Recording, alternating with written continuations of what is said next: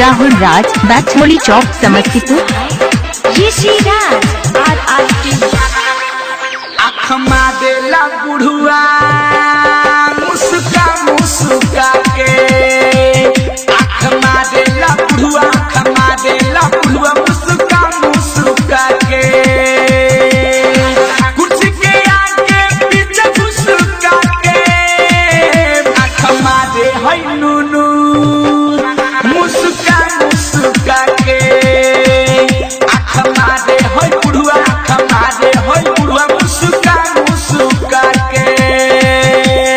हमारा नाम तो सुना ही होगा, हमारा नाम तो सुना ही रिकॉर्डिंग बाय होगा। RRT डिजिटल रिकॉर्डिंग स्टूडियो छोड़ा। राहुल राज, राहुल राज, राहुल राज। उमर गइल बा ढल बाकी उहे बा मन, इतना लड़की में हमके करेला पसंद। उमर गइल बा ढल बाकी उहे बा मन, इतना लड़की में हमके करेला पसंद। कबो सौतकिया फेंकेला, कबो पंसौआ फेंकेला, लगेला जरिए से खराब ढोरी के नीचे देखला। नंबर लाउंसर से मांगे गुत्ता काके, आँख मारेला बुढ़ुआ मुस्का मुस्का के, आँख मारेला बुढ़ुआ, आँख मारेला बुढ़ुआ मुस्का मुस्का के। हटना मोबाइल नंबर 74 28 73 77 28। मोबाइल नंबर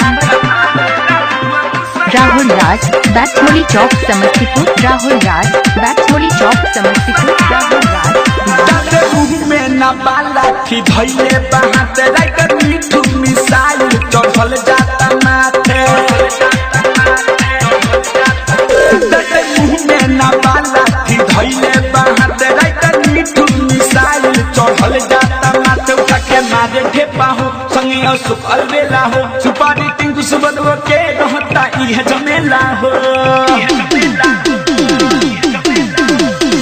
ऊपर चढ़े नाचे कमर ऊंचा काके, आँख मारे है बुढ़वा मुस्का मुस्का के, आँख मारे है बुढ़वा, आँख मारे है बुढ़वा मुस्का मुस्का के।